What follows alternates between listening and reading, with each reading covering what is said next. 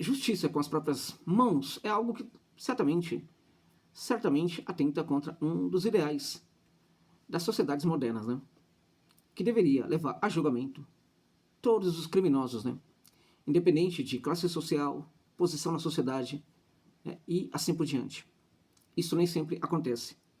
Lá em Odessa, na Ucrânia, houve um grande crime, né? Um assassinato de uma mente que para muitos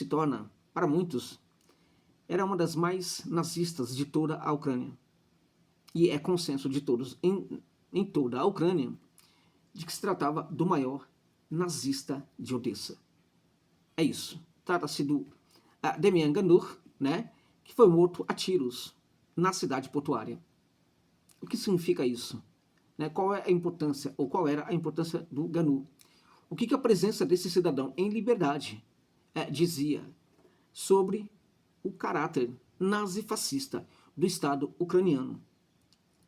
E por quê? Em Odessa, gente, porque há na Ucrânia tantos grupos neofascistas, né? Neonazistas. Por quê?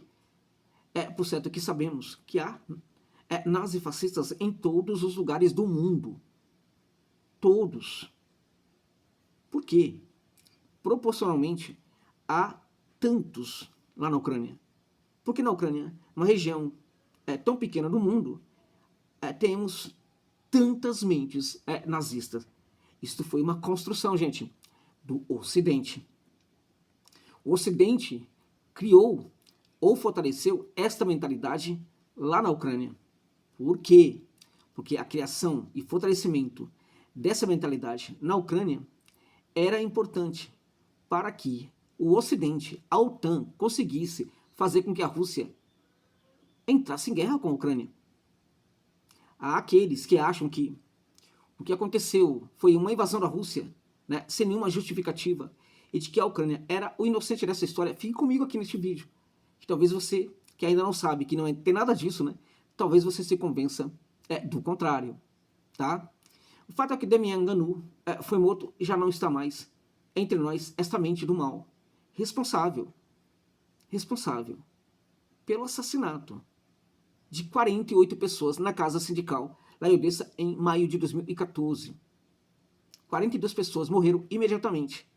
Algumas poucas almas, né, tentaram, né, através das janelas incendiadas, né, se jogar, né, dessas que conseguiram chegar até a janela, até as janelas, né, e algumas das quais inclusive com corpos em chamas, né, com seus corpos já pegando fogo, e pularam.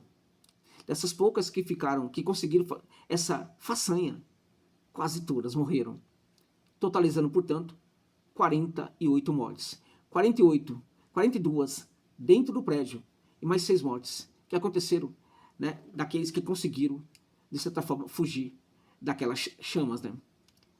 Os nazistas, que colocaram fogo nas pessoas e as queimaram vivas, comemoravam, davam risada, enquanto aquelas pessoas gritavam de dor. O principal deles era o Ganur, mas muitos outros estavam lá também comemorando. O curioso disso é que muitos deles, né, filmaram, tiraram fotografias, fizeram vídeos, né, do que estava acontecendo. As autoridades ucranianas sempre tiveram todas essas provas, mas nunca condenaram essas pessoas. Nunca as condenaram. Por quê? Pelo caráter nazista da Ucrânia. Há aqueles que falam que não, a Ucrânia é inocente, não é nazista, não. O Putin fala, é necessário desnazificar a Ucrânia. É por causa disso. É por causa disso. Antes disso, há alguns dias, o que aconteceu de novo nessa história? Há poucos dias, o TED, Tribunal Europeu de Direitos Humanos, emitiu um veredito, tá? Para muitos, assim, assustador, inesperado, né? No caso das mortes da casa dos civis lá na casa sindical, responsabilizando o Estado ucraniano. O tribunal levou quase 11 anos, gente, né, para anunciar aquilo que era óbvio, a culpa de Kiev, né? A culpa da Ucrânia, né? Em relação à morte daquelas pessoas que, de certa forma, não é que elas se colocavam contra o Euromaidan.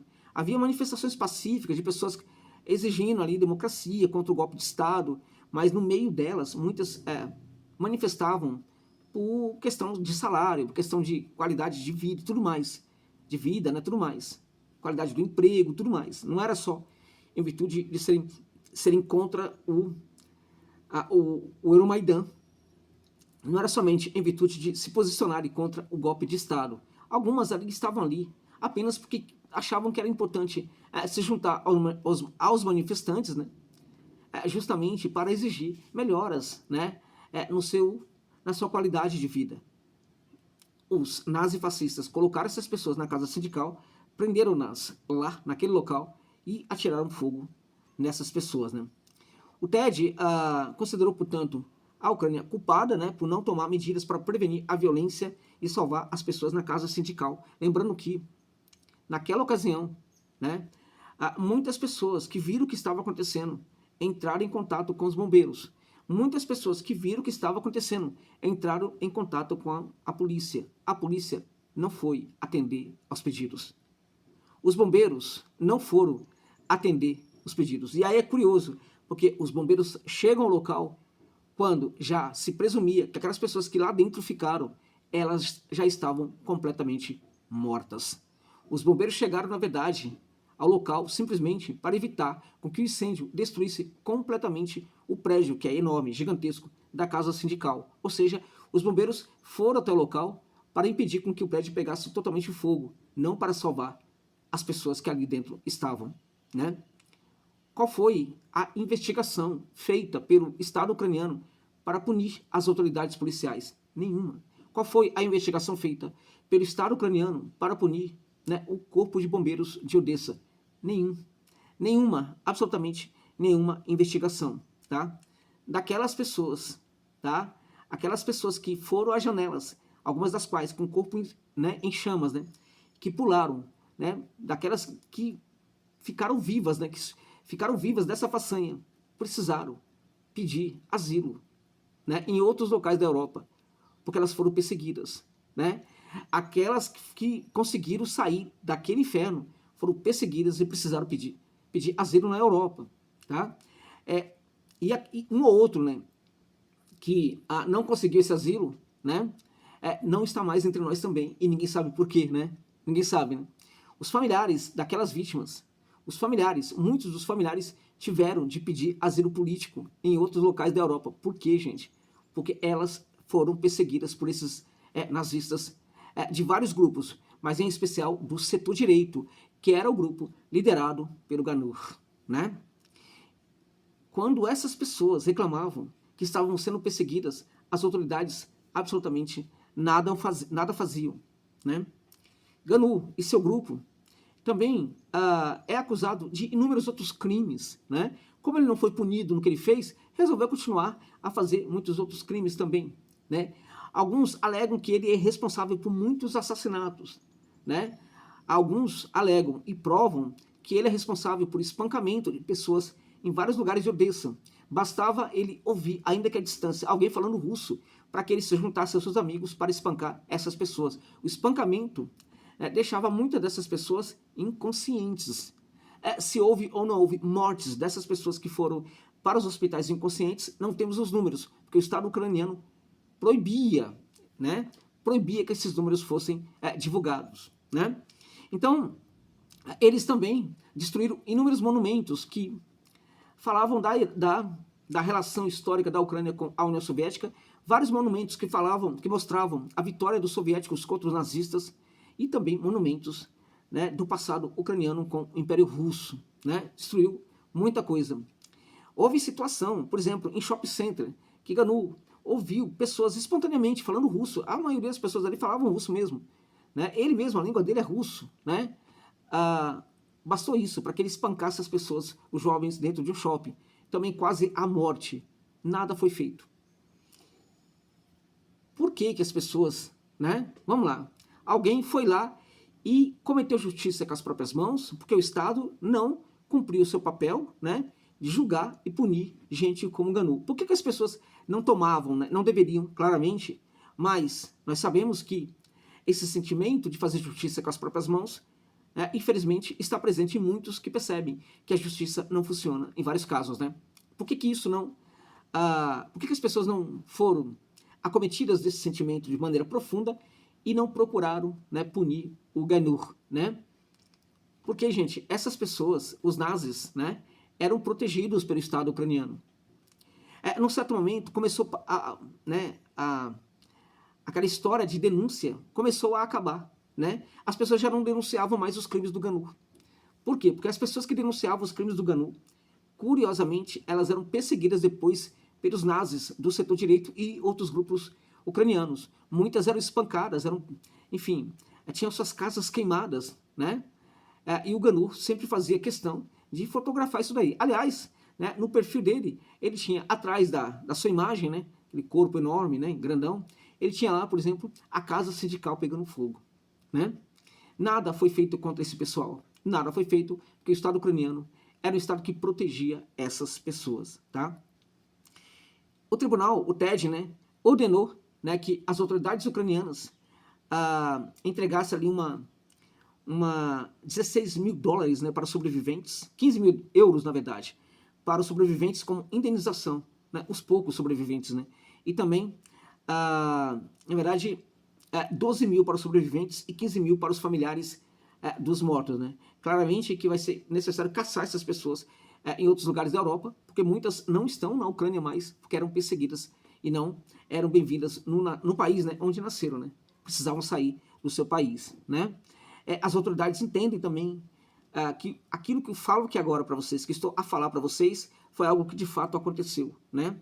O fato dos bombeiros não chegarem ao local, né, o fato dos bombeiros chegarem para, né, impedir que o incêndio tomasse conta do prédio, o fato de que as autoridades policiais nada fizeram, né, o tribunal também entendeu que isto foi um crime por parte do Estado ucraniano. Tá? Mas o GNU, né, por que o GNU ele era protegido? Né? Por que o GNU, né, e seus grupos, né, outros grupos nazis eram protegidos? Muitos, inclusive, homenageados, lembra? O Zelensky homenageou. Muitos deles, quando alguns desses nazifascistas foram entregues pela Turquia ao Estado ucraniano. Eles ganharam medalha do Zelensky. Né? Por que esses grupos existem tanto na Ucrânia, muito mais do que em outros locais? Neste caso, por que o Zelensky não é o único culpado, não é o único líder político que tem as mãos sujas do sangue de muitas vítimas do GNU e de outros nazifascistas, não somente aquele pessoal da casa sindical, mas provavelmente muitos outros, até porque hoje em dia, no dia de hoje, muita gente é assassinada na Ucrânia por nazifascistas. Por que não somente o Zelensky é que tem as mãos sujas desse sangue, mas também outras lideranças políticas? Por que esses grupos eram tão poderosos lá na Ucrânia, tão protegidos pelo Estado ucraniano? Por que havia tantos nazistas na Ucrânia proporcionalmente de uma maneira assustadora? Porque no mundo inteiro tem nazistas, mas por que lá a coisa era tão grave, com números tão gritantes, né, de nazifascistas e também de grupos, que inclusive, né, muitos deles, né, passaram a ser, né, a fazer parte do exército ucraniano. Né? Vamos lá. A Ucrânia, gente, a partir do Euromaidan, né, o que aconteceu? As pessoas vinham sendo perseguidas no Donbass, né, com uma agressividade muito, muito severa. Lá em Donetsk, em Luhansk, né, as pessoas pegaram armas para defender, né, a população local que vinha sendo massacrada. Eles pegaram armas, tentaram negociar com o Estado ucraniano, pediram uma maior autonomia, nada conseguiram, exceto, né, tiros. Né, muitas bombas caíram sobre suas casas e assim por diante. À medida que a Ucrânia reprimia de maneira brutal essas pessoas, né, aumentava ainda mais o número daqueles que pegavam armas para defender Donetsk e Luhansk. Né? O que faz o Estado ucraniano? Envia o seu exército para combater esse pessoal, né? Deixando claro, duas pessoas importantes e conhecidas, Syrskyi e Zaluzhny, estavam lá, né, cometendo um crime contra essas pessoas também. Num certo momento, há um certo acordo, eles conseguem, né, esses grupos, tomar parte de Donetsk e também de Luhansk, mas quando conseguem tomar essas áreas, né, ainda que o pessoal de Donetsk, por exemplo, entendesse que a tomada da capital, Donetsk, né, e a não tomada, né, de muitas áreas à frente de Donetsk era um problema, porque a cidade ficava sendo refém de bombardeios, artilharia, drones, assim por diante. Ainda que eles entendessem que precisavam ampliar a área à frente de Donetsk, eles entendiam que não tinham força para isso. E eles aceitaram naquele momento que aquela era o local, né, a República Popular de Donetsk e também a República Popular de Luhansk. e eles tentariam a independência dessas duas áreas aí tomadas por eles, mas em nenhum momento eles sinalizavam que ampliariam a zona, né, de domínio em Donetsk e Luhansk. Por quê? Porque não tinham condição para tal. Ok? Ok. O que faz a Ucrânia? A partir de 2014 começa a criar centenas de cidades-fortalezas em todo o Donbass. Por quê? Não era porque a Ucrânia estava preocupada com aqueles grupos lá de Luhansk e Donetsk, porque sabiam que eles não tinham condição de ampliar a área territorial que eles controlavam. A questão da construção das cidades-fortalezas é porque eles estavam esperando pelos russos. A ideia é, como é que nós podemos destruir a Rússia? Esta é uma ideia da OTAN, tá? Nós podemos destruir a Rússia convidando a Rússia a entrar no território ucraniano. E, para tanto, vamos construir as cidades-fortalezas para que a Rússia seja destruída nessas cidades-fortalezas, né? E nós possamos fragmentar completamente a Rússia. Sonho antigo do Ocidente, né? Então, veja, não era... As cidades-fortalezas não foram construídas porque os ucranianos e a OTAN estavam preocupados com aqueles grupos insurgentes em Donetsk e Luhansk. Esses grupos não tinham condição de enfrentar a OTAN e a Ucrânia tentando pegar muito mais território. A construção das cidades-fortalezas era para esperar o russo. E enquanto isso, como é que a gente faz para que a Rússia entre, invada a Ucrânia? Vamos gerar as provocações. As provocações eram de todos os tipos, né? Várias leis proibindo ali os direitos dos pró-russos e assim por diante. As pessoas perdiam suas casas, eram retiradas de suas casas, né? Violentadas, né? Agredidas, muitas de suas casas incendiadas, né? Modus operandi, inclusive desse líder que foi morto agora, né? Esse nazifascista, o Gunay, né? Tudo isso, né? Ganur, na verdade, tudo isso acontecia lá em Luhansk e também em Donetsk, né? Gente conhecida, Zaluzny e Sirski estavam lá atirando. Só que, vejam você, as provocações precisavam ser muito acentuadas, muito fortes, né? Então tudo aquilo que já estava acontecendo, a agressão aos pró-russos no Donbass, era insuficiente para convidar a Rússia para a briga. Então veja, o que menos os russos, né, gostam é justamente da ideia de ter nazistas ali nas suas fronteiras, né? O nazismo, gente, simbolicamente, é o grande inimigo da União Soviética. A Rússia foi a herdeira da União Soviética. E para o Ocidente, a Rússia também, para a Rússia, o seu grande inimigo é o neonazismo, é o nazismo. E, de fato, não deixa de ser, né? Há neonazista na Rússia? Por certo que há, né? Mas quando a Rússia descobre, esse pessoal é punido, né? Vai para a penitenciária, né? Cumprir pena. Não fica impune, ok? Então o que acontece? Vamos destruir completamente a herança soviética, vamos impedir as pessoas de falarem russo, vamos, enfim, não bastou. Nada disso bastou. Vamos fazer muito mais. Então, o que a gente pode fazer? Zaluzny cometia muitos crimes. O Sirski cometia muitos crimes. Mas era aquele tipo de crime que, enfim, não era tão claro. Porque eles não podiam fazê-los porque eles eram autoridades ucranianas. Então, para cometer crimes muito mais bárbaros, mais cruéis, o Ocidente criou os grupos, ou fortaleceu os grupos neonazistas. Os grupos neonazistas, eles são fortalecidos na Ucrânia a partir do Euromaidan. Antes já acontecia, mas sobretudo a partir do Euromaidan. Houve um investimento brutal do Ocidente para a construção desses grupos ou para o fortalecimento dos grupos que já existiam. Por quê? Porque esses grupos trabalhariam em pró da defesa, né, do golpe que aconteceu na Ucrânia, da defesa do Euromaidan. Além disso, esses grupos precisavam executar a tarefa de gerar uma forte, profunda provocação à população russa, né? Eram nazistas matando, assassinando as pessoas de língua russa, as pessoas pró-Rússia, tá? Nazistas, ou seja, traria a Rússia aos dirigentes russos, né, a consciência deles, né? Justamente parte dos crimes que eram crimes parecidos, né, àqueles que aconteciam na época nazista. Então a Rússia não deixaria de invadir a Ucrânia. Várias outras provocações foram feitas, né? Livros em russo foram retirados das bibliotecas, né? Enfim, as pessoas passaram a ser proibidas de falar russo nas ruas. Tudo que você pode imaginar, tudo que você pode imaginar foi feito contra aquela população, para que a Rússia não aceitasse e, num certo momento, invadisse a Ucrânia.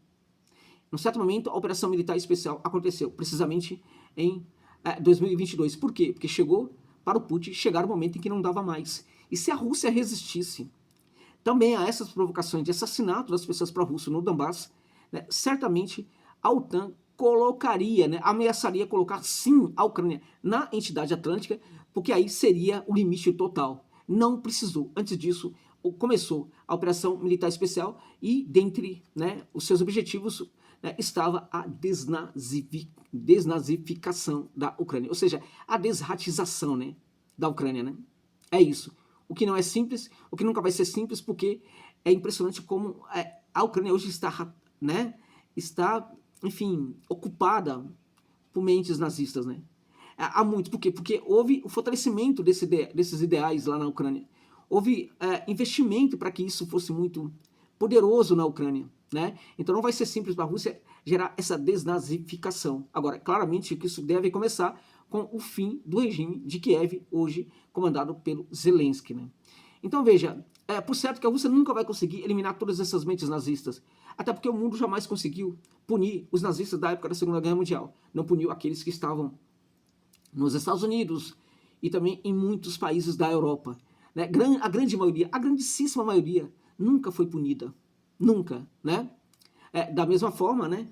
Na Ucrânia, a Rússia não vai conseguir punir grande parte dos nazifascistas, né? Mas, pelo menos, está lutando para o fim de um regime que é nazifascista. Isso já ajudaria muito neste processo, né? De qualquer forma, neste momento podemos falar, há um nazista a menos, né, no mundo. E este nazista era tido como o mais nazista de todos lá em Odessa, né, o Ganur. E o Ganur já não está mais entre nós, que ele repose neste momento no fogo do inferno, e que o fogo para ele seja pior para o seu corpo do que foi o fogo que eliminou a vida daquelas pessoas inocentes na casa sindical em Odessa. Ele retirou de uma forma brutal, né, o maior privilégio do ser humano, que é a vida. Tirou de forma criminosa, né, este privilégio daquelas pessoas. Neste momento, alguém foi lá e tirou o privilégio dele também. Que não descanse em paz esse grande assassino. É isso, gente. É isso.